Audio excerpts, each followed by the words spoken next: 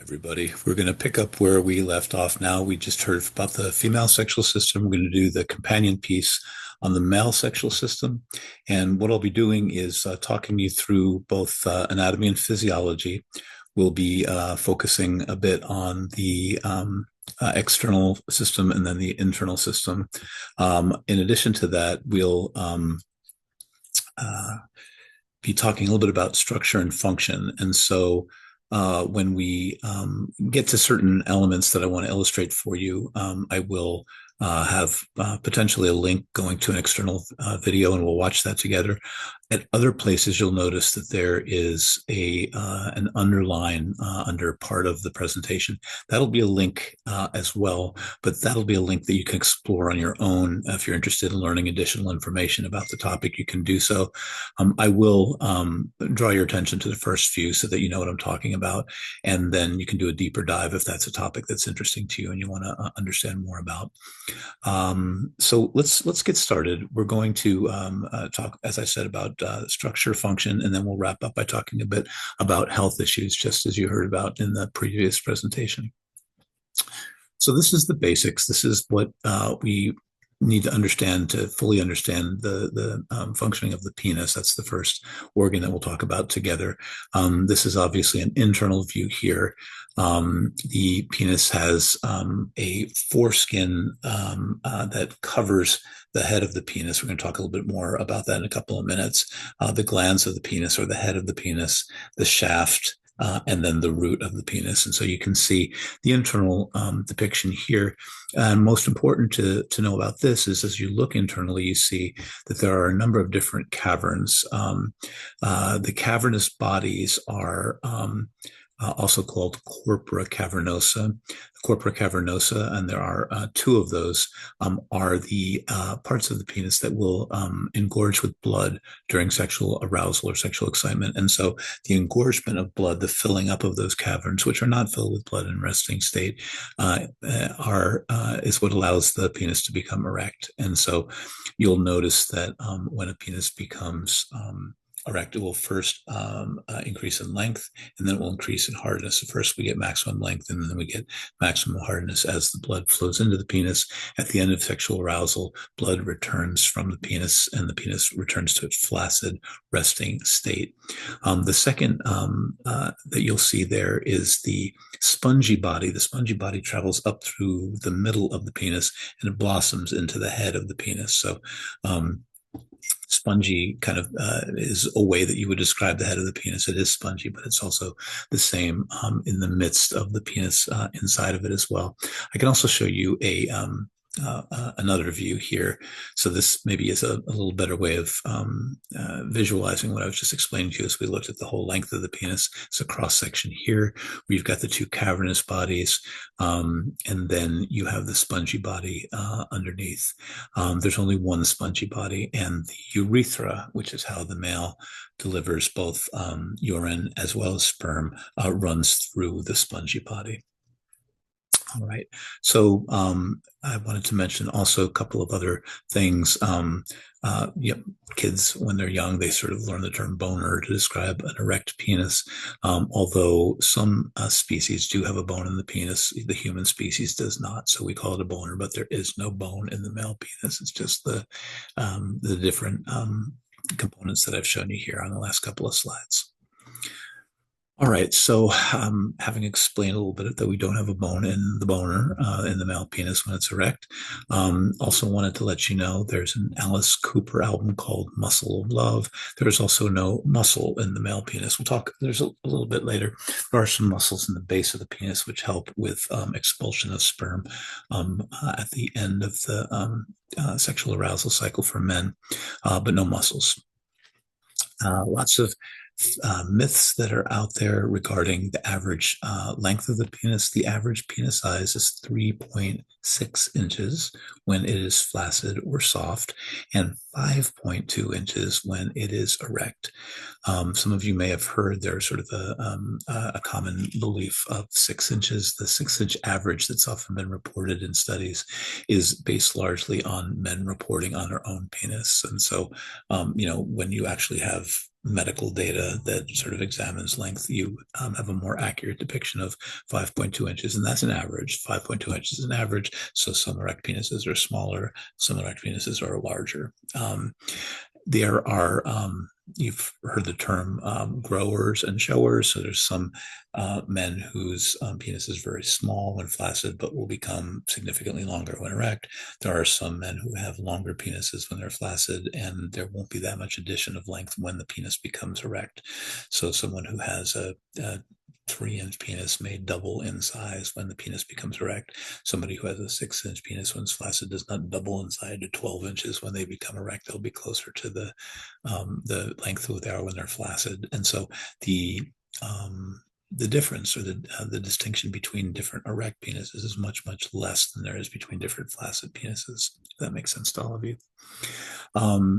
Penises in pornography are typically shown as being circumcised. However, this is unusual. The World Health Organization estimates that only about 30% of men throughout the world have been circumcised. We'll talk a little bit more about circumcision in just a couple of minutes. And also wanted to just tell you that the size of the penis is the size of the penis. So all kinds of advertisement, creams, products advertised in Men's Magazine, none of them have succeeded in helping to increase the length or the size of the penis. All right. So hopefully that's the basics that everyone is kind of curious and interested in. I'm going to talk now just a little bit more about the shape of penises. As we heard in the lecture on the female sexual system, no two penises are exactly alike, although we often think of them as being very similar. You have just some of the many, many different examples here on the screen, curved upward, curved downward, some that are C-shaped, some that are straight, some that have a large base and a narrow head, some with a narrow base and a larger head. And this is the first of the links that I told you I was going to provide for you. So some of you that would like to sort of read the article and learn more about all types of penises can click on the link in your PowerPoint slide and go to read more. I'll talk to just a little bit about curvature in penises, because it's a very, very common thing to have a curved penis. The three main types are curved upward from its base, curved downward from its base, or curved to one side, curved to either the left or the right. And it's also very, very possible and often likely to have multiple kinds of curvatures. You might curve upwards and slightly to the left. These are common. Penile curvatures are common, and typically they are benign. Typically they're not painful, and most importantly, they don't usually make penetrative sex more difficult. Now, having explained this to you, if there is pain in the penis, it is conceivable you may have some type of medical condition. And if so, and you're concerned about that, always a good idea to get it checked out with a medical doctor. There's a form of penile curvature called Peyronie's disease, and that often comes with a thickened area or plaque in the shaft of the penis. Can sometimes be painful as well. Doesn't necessarily have to be, but if there's a rigid or a hard area that is noticed in the erect penis, then it's always a good idea to consult a doctor. And again, if you'd like to find out more information about this, if you have some questions, you can certainly visit this article here with the link that I have provided for you, and any concerns that you have about anything that we talk about today with either the male or the female sexual system. Next time you see a GP, you can consult with them. And there are also specialists, men can see a urologist who could answer some of the questions that you may have about whether something is normal or concerning. All right. I mentioned to you, we talk just a bit more about circumcision. Circumcision, I mentioned to you when we looked at the first slide, we were talking about the different parts of the penis. The foreskin is there at birth. It covers the head of the penis, and it can be surgically removed at the request of the parents, typically during the newborn period. They will just sort of cut around the head of the penis, remove additional foreskin so that the head will be blossoming at the top rather than being covered with the foreskin.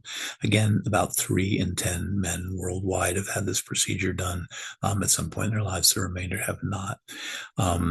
There are some medical reasons for pursuing a circumcision. The most important of those is something called phimosis.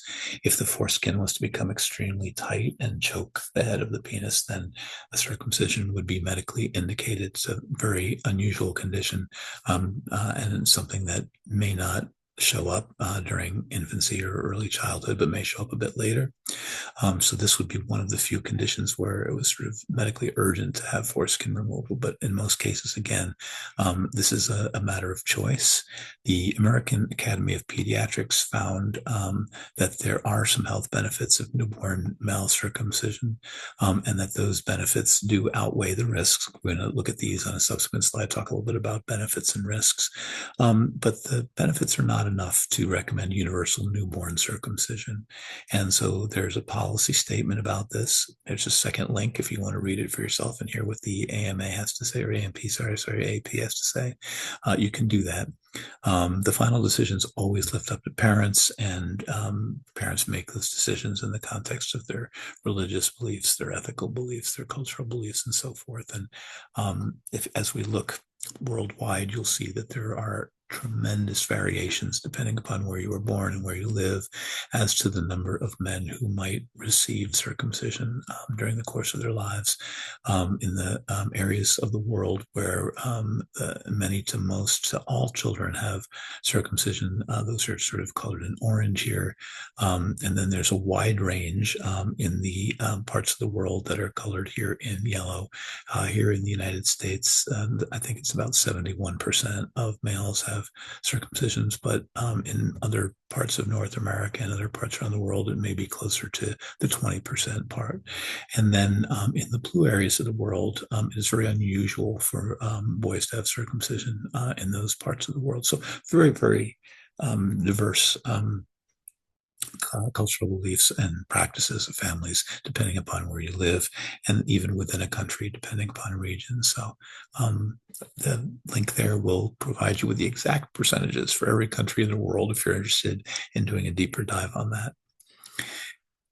Some of the reasons that parents may choose circumcision, you see some of those are listed here on the slide. There is certainly a lower risk of acquiring certain types of STIs. Some of those are listed there: HIV, genital herpes, HPV, and syphilis. The reason for that is really having to do with not just contagion, but also sort of the maintenance of the organism in the penis, particularly if there has been some transmission and then there's not a cleansing afterward. But we'll talk a little bit more about that. There's also slightly lower risk of UTIs. A circumcised infant boy has about a 1 in 1,000 chance of developing a UTI as an infant, whereas an uncircumcised infant has about a 1 in 100 chance. So 1% even for uncircumcised infants, and much lower in circumcised infants. But the risks are very, very low for both children. And again, so this is why the decisions left up to parents. Penile cancer is very rare in all males. As we look across males who have penile cancer, a slightly lower risk of cancer in the penis among circumcised males and uncircumcised males. But again, the difference is very minimal, and the risk itself is very, very low. Again, let me just remind you, you can click on any of the links on this slide if you want to learn a little bit more about the specifics of the information I'm sharing with you here. Obviously, without a foreskin, that prevents foreskin infections, as well as phimosis, which is a condition in uncircumcised males that makes foreskin retraction impossible. So without a foreskin, then there's no likelihood of phimosis, but it is, again, an unusual condition, and then easier to clean for males who are circumcised, but very easy to teach a boy to clean underneath the foreskin. And so it's really just a matter of teaching about hygiene and making sure that children are taught from a very early age how to clean properly. No difference, males, females. We're talking about the learning that children do from their parents. All right, so those are the medical reasons that parents may choose circumcision. There are some other non-medical reasons that parents may choose. In general, those are social reasons. often if all other men in the family have had circumcision, um, parents will go forward with a circumcision for their own son. Um, Often you'll hear that they don't want their sons to feel different. And again, if you look at the cultural variations, depending upon where we are in the world, in a locker room at a multinational university like Berkeley, you're going to have people from all different places in the world. And so there is no feeling different because we're all different and we all are who we are. But those are some of the reasons that parents will give when they're making a decision to have a circumcision for their infant. Also, some religious or cultural reasons. In some groups, such as followers of the Jewish and Islamic faiths, circumcision is practiced for both religious and cultural reasons. I thought it would be helpful just to show you a little cartoon depiction here of what we're talking about so you can see what the procedure looks like. The foreskin is opened. There's a little bell cup that's put over the glands of the penis to protect it, clamp around it, and then the foreskin is cut, and then the glands is now visible and no longer covered by a foreskin. So that's it. I mean, there's nothing, major about the surgery. There's always with any type of surgery for any kind of thing, the possibility that something can go awry, but very, very rare in the case of circumcision. Not impossible, not never, but rare and unusual. And procedure itself takes about 5 minutes. There's a local anesthetic cream that's used, and then the circumcision procedure is completed. It's same way for people of various ages. Most of those who decide that they are going to get their infant circumcised will do so during the newborn period, but it can certainly be done later. And so, again, we're talking about decisions that parents make on behalf of their often infant children. Though complications are rare, I want to talk to you just about what those look like. They can include bleeding, infection, or cutting of the foreskin, either too short or too long, or improper healing. So again, with an expert doing the procedure who's done hundreds or thousands of them, typically the procedure is done very simply and easily, but there are always potential complications, and parents are appraised of those before the procedure is done. Some people believe that the foreskin is necessary to protect the tip of the penis, and that without it, the tip of the penis can be irritated. This is not a medical concern, but this is a belief that some people hold, and that foreskin is protective. There's also a mistaken belief that circumcision can affect sex. And so some people mistakenly believe that the tip of the penis becomes less sensitive and there's a decrease in sexual pleasure later in life. And there's no medical foundation for this. It's very difficult to know medically what the sensation of sexual pleasure is medically. That's typically a subjective report. And the subjective reports don't seem to bear that those who have had circumcisions are reporting less sexual pleasure than those who have not. But this is another reason that people sometimes give about why they do not pursue circumcision. And then finally, the recognition that circumcision, no circumcision, proper cleaning is what's necessary, right? So we decided we're not going to circumcise our son. We're going to make sure that he carries out proper hygiene, and proper hygiene is what will lower chances of getting infections, and that's true for all males. And so again, it's really much more about that than it is about whether the child has been circumcised or not. Okay, so everything you wanted to know about circumcision. And again, you can click on some of the links that I've provided to get more information. Here, we're going to talk about the other external sex organ, the scrotum. The scrotum is an external sex organ. This is basically the bag or the pouch that holds the two testes. The testes are suspended in the scrotum in the sac by a spermatic cord, which carries the sperm out of the testes. And we'll see some good imagery of this in a little bit. So the spermatic cord becomes the vas deferens, and it's possible for men to locate the spermatic cord in their scrotum, as you see here. There are also some muscles. We talked a little bit about muscles earlier. So you have some muscles called your cremasteric muscles, and these are what pull your testes a little bit closer up into your body when you go out into the snow and very cold temperatures. To produce sperm, the testes have to be the right temperature, and so these muscles allow testes to be raised or lowered so that they can control the temperature and maximize the likelihood of sperm production. Okay.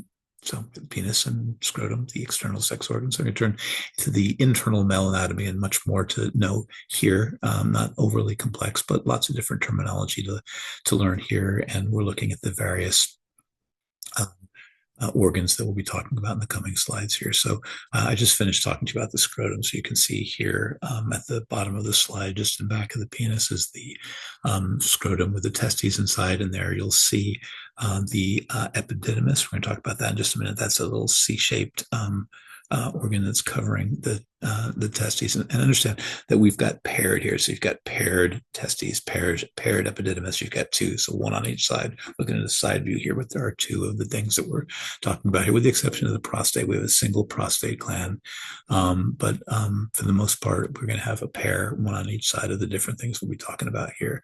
So we're going to basically look at the organs, and then we're going to be moving on up. So you can see there the testes with the epididymis, and then the spermatic cord, which becomes the vas deferens, moves on back, loops around the bladder, comes back down again, and then the urethra exits through the glands of the penis. So we'll do that gradually, piece by piece, bit by bit. We'll talk about each of these different organs. Just want to give you a sense to hold that in mind as we move forward and look at some of the other slides coming up here. All right. So with the testes, internally, let's talk about what's going on inside the testes. There are multiple tubules inside. Those are the site of sperm production. That's where sperm is produced. Sperm maturation does not occur within the testes, but rather in the epididymis, that C-shaped structure that's sitting on the outside of the testicle. So they are produced inside the testes, and then they mature in the epididymis. If you stretch that epididymis out, it is about 20 feet long, and you've got one on the back of each testicle. So inside the testes, you have interstitial cells. The interstitial cells are located between the seminiferous tubules, and the interstitial cells, again, we're talking about within the testicle now. This is where androgens are produced. Testosterone is the name of the androgen you're most familiar with. We I've talked about a couple of different things. Just kind of stop and slow down and summarize and take a look at the picture here. Sperm are produced within the seminiferous tubules within the testicle, and then they're transported out to the epididymis, which serves as the storage chamber, holding them until they're ready to be released up into the man's body during acts of sexual intercourse or masturbation. And then the interstitial cells also within the testicle, they are located between the seminiferous tubules, and this is what produces testosterone. Okay, everybody with me? All right. So moving on now, the vas deferens is the extension of the epididymis. So again, epididymis, that C-shaped structure that's sitting on the outside of each testicle, and then it transitions into the vas deferens. So the vas deferens, long cord there, you see it travels up into the man's body, loops around the bladder, and then it is going to sort of carry the sperm up into the man's body, where the sperm will be mixed with some other fluids that we're going to talk about in a little while. And then the fluids are what are expelled from the man's body as an ejaculate. But there will be a number of different fluids that are contained in that. Sperm is just one of the different components of the ejaculate. Vas deferens. So you've probably caught on that when we talk about a vasectomy, the vasectomy involves severing or cutting the vas deferens. We don't do that up in the man's body. We do that down in the area of the scrotum. I'm going to see what that looks like here in just a second. Actually, let me move back up here because these are some facts about the vasectomy that I'm going to give you. So let me just explain to you that the cut would be just a very small incision that would be made through the scrotum. There would be a cut that would be made, and then either cottering or tying the two ends back together. So think about what I've just said to you. If you are cutting the vas deferens, you are still producing sperm in the testicle, but the sperm would ordinarily travel up the vas deferens into the man's body where they would mix with other fluids and then be released from the body. After a vasectomy, you can no longer have the sperm travel up to meet with other fluids in the man's body because you've severed the pathway, the vas deferens. And so the sperm are still being produced. Testosterone is still being produced. Nothing has changed there, but they can no longer travel up through the vas deferens to mix together with other ejaculatory fluids. And so what will happen, this will become clear to you in just a little bit, sex can proceed normally. The man can expel his ejaculate normally because it will be all the other fluids that will have ordinarily come from other parts of the internal sexual system. They just won't contain any sperm because the sperm have not been able to go up and mix with the other fluids. And so sex can proceed normally, ejaculation proceeds normally, intercourse or whatever other form of sexual activity the man is engaging in can proceed normally, but the ejaculate will be sperm free. Sperm will still be produced. They will just be reabsorbed into the body from the epididymis because they're no longer traveling on up through the vas deferens. Testosterone will be produced at normal levels, released into the man's body. So nothing happens, nothing changes with that. All right.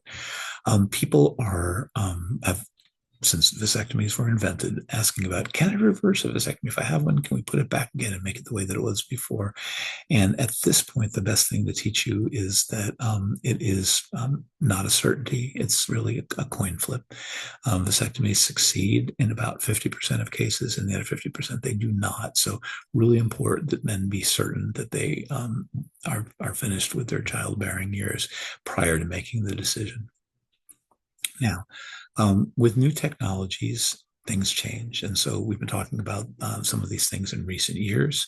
Some folks have asked, well, what if I decide that I want to have kids after I've had a vasectomy? Is it possible to freeze sperm and use some of those frozen sperm later to fertilize an egg? The frozen sperm do degenerate over time. And so it's not the best of all backup plans. There are some new technologies that may allow you to identify viable sperm from a frozen sperm sample. But in general, it has been recommended against kind of going that, well, I've always got a backup in case I change my mind. Sperm aspiration is a newer procedure and probably a much better choice for men who want to pursue fertilization after they've had a vasectomy. So I do have a couple of videos here. One of them I think I will try to stop my screen and show to you now. And the second one, I may hold off and we'll show this when we talk about human sexual response, conception, pregnancy, childbirth. That's more appropriately placed there. But let's talk a little bit now that you have a better idea. And we've just talked about the male sexual system. We've talked about sperm production.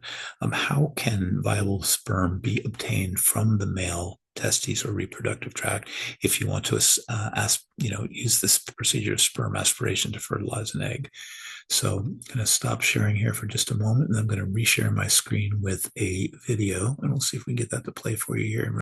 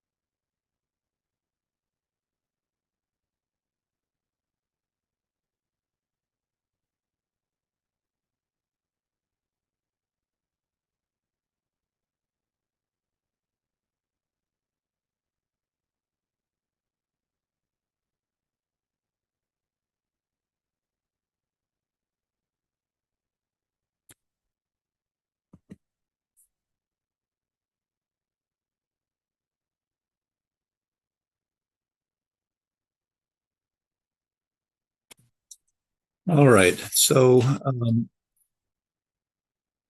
having trouble getting back to the screen here. All right. So stop sharing here and go back to sharing our PowerPoint slide. So I thought that that would be helpful to share at the point where we are in the lecture because we're talking about the production of sperm, and uh, couples are more interested now than ever before in some of the techniques that might be available to them if they're unable to conceive. And so typically the procedures that are in the typically procedures that are in the short clip that we just saw would be procedures that would be used in cases of male infertility if a couple's unable to conceive. And you had a chance to see a little bit about how sperm can be retrieved artificially from the epididymis or the testicles and used to fertilize an egg. So a lot of that will be clearer to you when we talk about conception, pregnancy, and childbirth in another class period. But for today, that seemed like it was a well-placed video just as we're thinking a little bit about the production of sperm. More information, you can look at the link that I have available here on the slide. And, again, we'll talk a bit more about the intracytoplasmatic sperm injection when we talk about pregnancy and childbirth in a subsequent class period. Okay. So back to our presentation here. We're going to talk now a little bit about some of those other internal organs that you saw depicted in the video that we just saw. And you saw that there were seminal vesicles that were discussed there. The seminal vesicles secrete an alkaline fluid, and that alkaline fluid can be very helpful as a mixture in the ejaculate in that they help to neutralize some of the acid that the sperm will encounter in the female reproductive tract. And then also fructose, enzymes, and prostaglandins. And each of those elements is very, very helpful in protecting the sperm and producing an ejaculate that will maximize the likelihood of sperm being delivered to egg. Now, I'll say this a couple of different times throughout the course, but the way that the male-female sexual systems were developed by engineered design is to maximize the likelihood of sperm meeting egg and fertilizing an egg so that there can be progeny and that the genes can be passed on to the next generation. All kinds of sexual activity that we'll talk about over the course of the semester here. But when I'm talking a bit about sperm and egg, it's really to talk a little bit about the infrastructure, the design, and the functionality. So fructose for energy and motility, enzymes which facilitate clotting, and prostaglandins which help motility and protect the viability of the sperm.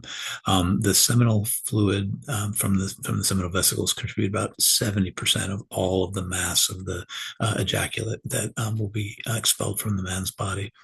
The ejaculatory ducts you saw, that's formed from where the vas deferens and the excretory duct of those seminal vesicles meet. So it's really just a place, the ejaculatory ducts there, and then you've got the fluids coming together.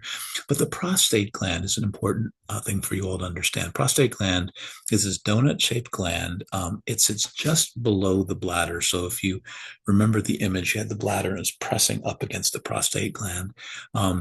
The prostate gland secretes citrate to help with sperm motility and enzymes to break down the semen clot once in the female reproductive gland and tract. And so the prostate gland is where you get the other 30% of seminal fluid from.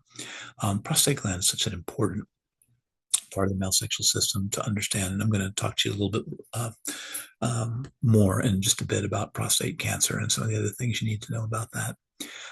Also, given its location right next to the bladder, as men age and the prostate gland kind of increases in size, presses up against the bladder, and that may cause some of the symptoms that you see, men needing to get up in the middle of the night more often to urinate, and sometimes there can even be some blockages and things. So we'll talk more about that in just a little bit. But let me finish talking to you about the internal organs, because that's the part of the lecture we're still on here. The Cooper's glands, or the bulbourethral glands. These are tiny little pea-shaped glands that lie just below the prostate, and they connect to the urethra by a duct. Urethra, remember, that's just the tube that's running all the way through, and that will eliminate the urine and also deliver sperm out of the man's penis through the ejaculate. So one urethra, multiple functions. The fluid that comes from Cooper's glands, just a little bit, but it's a viscous fluid that contains mucus, and that helps to lubricate the flow of the seminal fluid through the urethra as the man is expelling it out. So it's kind of a lubricant almost that helps the sperm to travel through the urethra and out of the man's body. The Cooper's glands can pick up, because of the ducts there, they can pick up some active sperm from recent prior sexual activity. And so one of the things that can happen is that there can be seepage from the Cooper's glands out of the penis and into the vagina. And so it's very uncommon, very unusual, because it would just be a small, tiny amount of of sperm. But it is conceivable that even if the man pulls out, doesn't ejaculate, that there can be some seepage, some pre-cum, sometimes they call it, some seepage out of the man's penis. And if that enters into the woman's vagina, it's the seepage that comes from the Cooper's gland. If the Cooper's gland contained a little bit of sperm from a prior sexual bout that had not been fully eliminated, conceivable that could seep into the vagina and cause pregnancy even without ejaculation occurring. Very, very rare occurrence, but this is one of the reasons why withdrawal is not a fail-proof method of birth control. And then finally, the semen itself. Any one ejaculate, and it's not very much. If you think about the size of a teaspoon, the amount that is ejaculated out, on average, about a teaspoon. Can be more if a guy's saving up. You can certainly have much more than just a single teaspoon. If a guy is sexually active a lot, maybe a teaspoon or less. But one ejaculate contains between 200 and 500 million sperm. And the sperm are only about 1% of the volume of the ejaculate. So, the ejaculate is not just sperm flying out of the guy's body. It's about 1% of what's in the ejaculate. And the other 99% are from the seminal vesicles, the prostate, and the Cooper's gland. The semen of a healthy man is not harmful if you were to swallow it.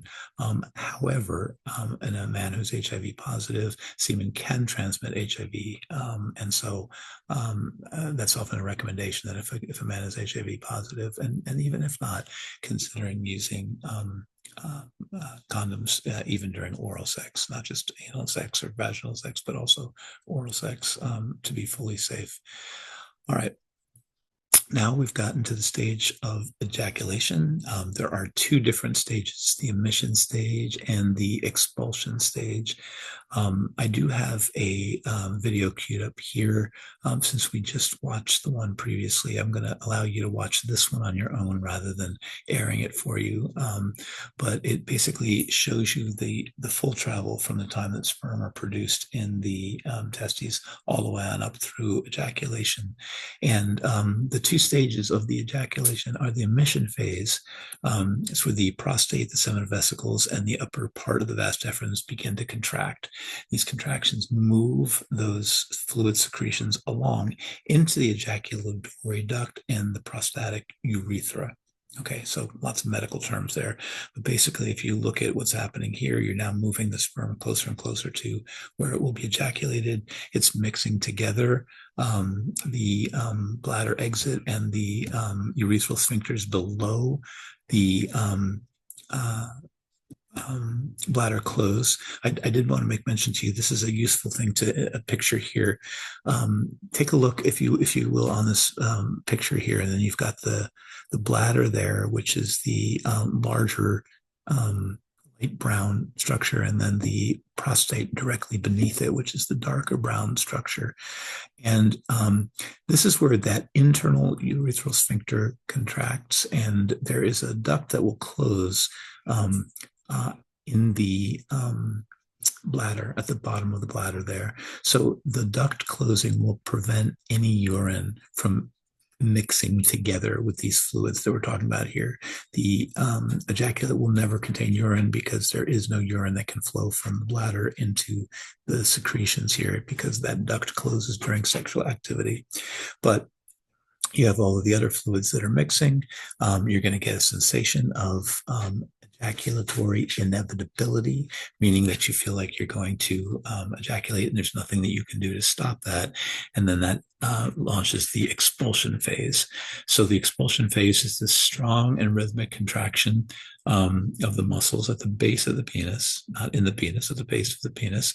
And that then causes the semen to be expelled. The internal sphincter continues to contract. And so we don't have any urine that's coming out during this period of time. It's just the semen that is being ejaculated out of the penis during the expulsion phase. All right. So I hope that's a summary of, from beginning to end, from the production of sperm on up through ejaculation. And I want to move now to this final slide here, where we'll talk a little bit about some of the health issues and health concerns that men be attending to. We heard a lot about that in the closing part of the lecture on the female sexual system. Now for the male sexual system, we're going to begin by talking a little bit about some forms of cancer and some other concerns that men need to attend to. Penile cancer is very rare. But if it's not caught and treated early, it is deadly. And so very important as men get older, you're having regular checkups or doing blood tests where they can check for different types of concerns. Anytime you're feeling something that feels unusual or out of the ordinary, important to talk to your urologist about it. And this is for any age, but what's very interesting, and one of the things I want to focus on a little bit here is testicular cancer, because although this is rare, it is more common in younger men. So this is one of the conditions where it's not something that is getting more and more common as men age, but this is most common in young men between the ages of 14 and 34. It can result in a mass on the basis of the base of the testicle. That mass sometimes takes a while to grow. Sometimes it can grow rapidly. And because of this, very, very important to detect basically lumps on your balls when those occur. So I have a short video, and hopefully this is one of the ones I do want to share, just to very quickly show you how one does a testicular self-exam. So I'm going to find the proper video here, cue it up for you. Hang on here. I got that set up here. Well, why I'm not seeing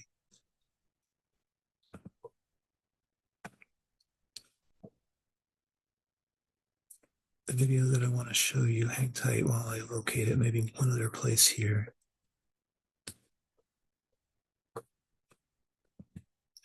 How to perform a testicular self-exam. Okay, so I should be at a point now where I can share this with you. And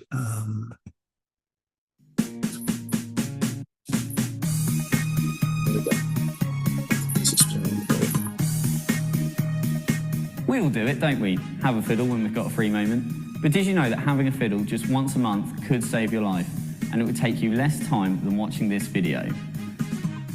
So here we go. First things first, have a bath or a shower. Not only does no one need to be touching themselves when they're sweaty, but the heat also helps relax the skin around your testes, so it's easier to have a feel.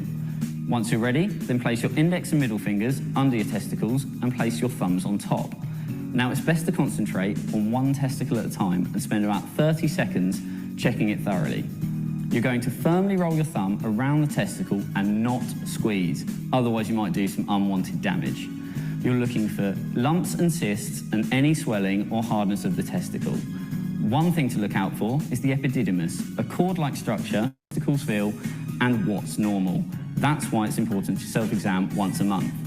Signs and symptoms to look out for include lumps, swelling, hardness, testicular pain, heaviness of the scrotum, lower back pain, a sudden change in bowel habits, and nipple tenderness.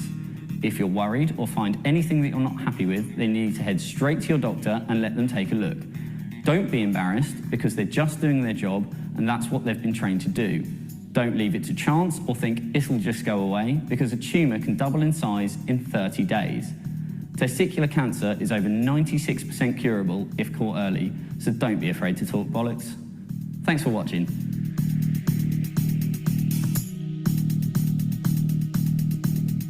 penile cancer. We've talked a bit about testicular cancer. Now I want to talk to you about some of the diseases of the prostate gland that I showed you where that was located immediately beneath the bladder. Prostatitis is a general description for enlargement of the prostate gland. Anything can be enlarged and inflamed. Bacteria is often one of the reasons or one of the causes for this. And when prostatitis occurs and there is a swelling of the prostate gland, it can press up against the bladder, lead to urinary urgency, meaning having to go to the bathroom a little bit more often. There's also a condition called benign prostatic hyperplasia. So this is not just a bacterial infection, but this is actually a more permanent increase in the size of the prostate gland that causes more regular pressure. There are some medications that can be given for folks where there might be some pressure on the urethra. Sometimes there can be a blockage in the delivery of the flow of urine. Some medications can be prescribed to help with urinary flow. But then there's prostate cancer, the most serious form of issues that can occur with the prostate gland. And it's not at all uncommon. About 1 in 7 men will develop prostate cancer. It's the most frequently diagnosed cancer other than skin cancer in men. It is diagnosable using MRI, and the MRI might be followed by an ultrasound. There is a link here if you'd like to follow the link to learn a little bit more about how to understand prostate cancer, what some of the after effects may be of prostate cancer and prostate surgery. But rather than going into that, what I will do is show you a little bit about how prostate cancer is diagnosed. So let me just see if I can find that final video to share with you here. Hopefully we'll be able to share this one without the same kind of challenges that we ran into before. But give me just a moment here while I locate it on our locate it for you. So we just finished testicular cancer. Now we're going to talk about prostate cancer. And in order to get to that one, we're going to go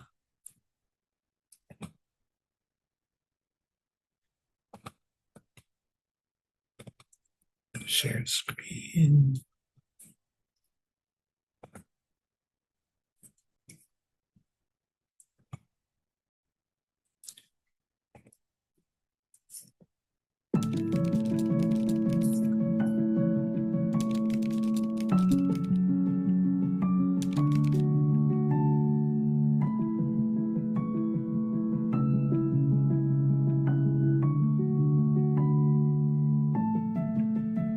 Hi, I'm Dr. Humphreys, a urologist at Mayo Clinic. In this video, we'll cover the basics of prostate cancer. What is it? Who gets it? The symptoms, diagnosis, and treatment. Whether you're looking for answers about your own health or that of someone you love, we're here to provide you with the best information available. Prostate cancer, unfortunately, is common. It affects 1 in 7 men, making it the second most common cancer among men worldwide. The good news is that prostate cancer can be curable, especially when identified and treated early. That is why I and most urologists and medical professionals you talk to encourage men over a certain age to get regular prostate screenings. First, let's talk about what the prostate is and how it functions. The prostate is a small gland that is involved in reproduction and makes some of the essential components in semen. While it is small, it has an important role in reproductive health and can cause voiding or urinary symptoms as men age, as well as becoming a source of cancer. Like other kinds of cancer, prostate cancer starts when cells mutate. These small changes in DNA cause the cells to grow faster and live longer than they normally would. As these abnormal cells accumulate, they monopolize resources from normal cells, which can damage surrounding tissue. These cancer cells can then spread to other parts of the body.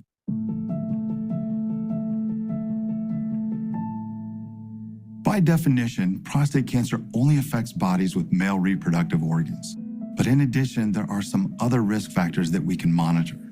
Age is a big one, as prostate cancer is more prevalent in older men, which is why testing is encouraged as men age.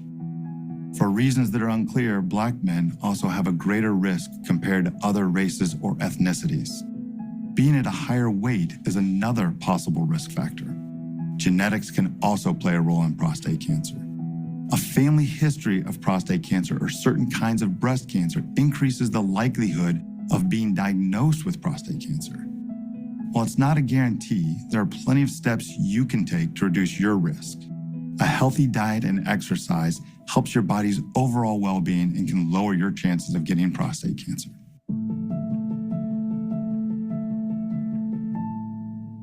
A big reason to get regular testing is that prostate cancer usually has no presenting symptoms, and when they do show up, generally indicates a worse stage of cancer. When symptoms do occur, they can include trouble urinating or a decreased force of stream, blood in the urine or semen, bone pain, unexpected weight loss, and/or unexplained fevers. If you consistently notice any of these symptoms, you should see your doctor right away.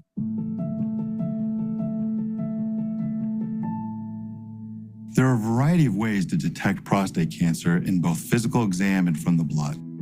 For starters, there's the DRE, the digital rectal exam. Just like the name suggests, the doctor inserts their finger into your rectum to feel the prostate to detect any abnormalities. You can also get a blood test to look for prostate-specific antigen, or PSA. It is recommended that you have this as well as the physical exam, and if there are any abnormalities, there are additional tests that can be used. If prostate cancer is detected, the next step is figuring out how fast it grows. Fortunately, prostate cancer often doesn't grow very fast. Prostate cancer is graded by a Gleason score, which measures how abnormal or different from normal the cells are. There are also other tests to see if the cancer has spread: bone scan, CT scan, MRI, and even specific PET scans. Your doctor will be able to determine which, if any, is appropriate for you.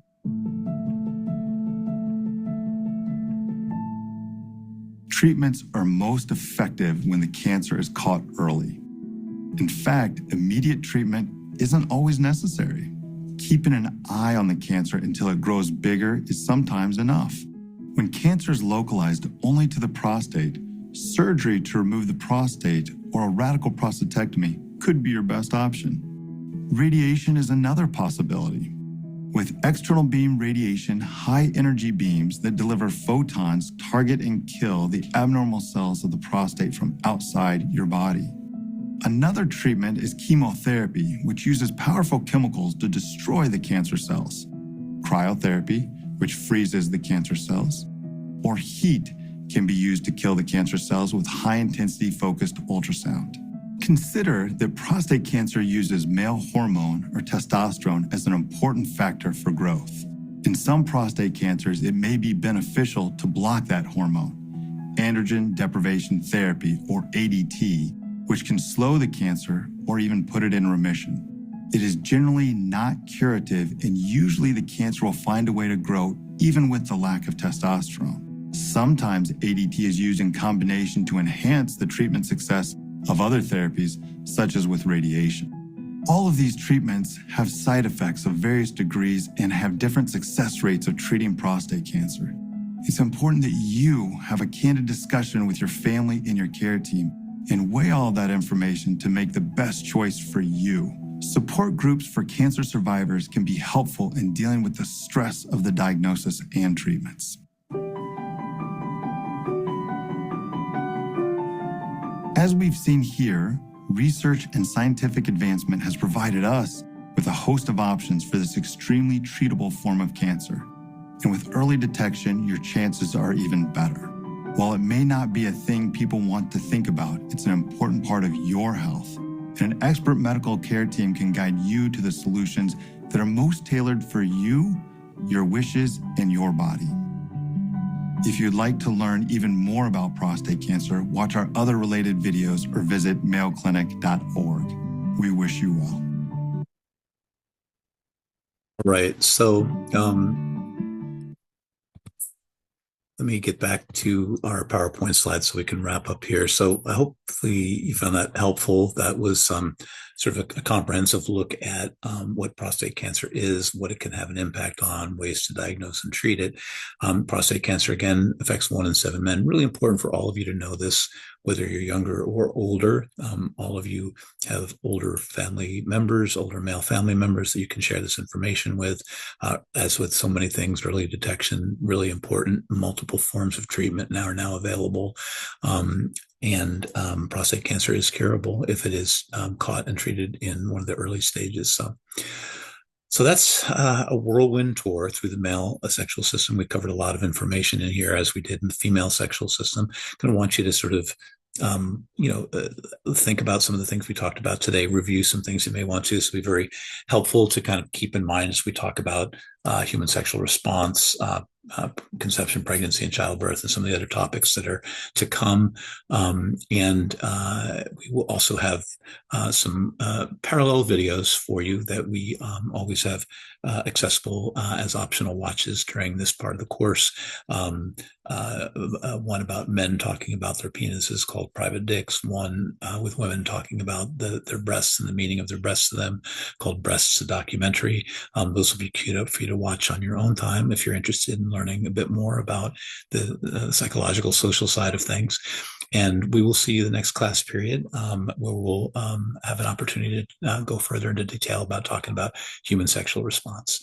So thanks, everybody. It was really good to have you with us today for the class period, and we'll see you again next time. Take care.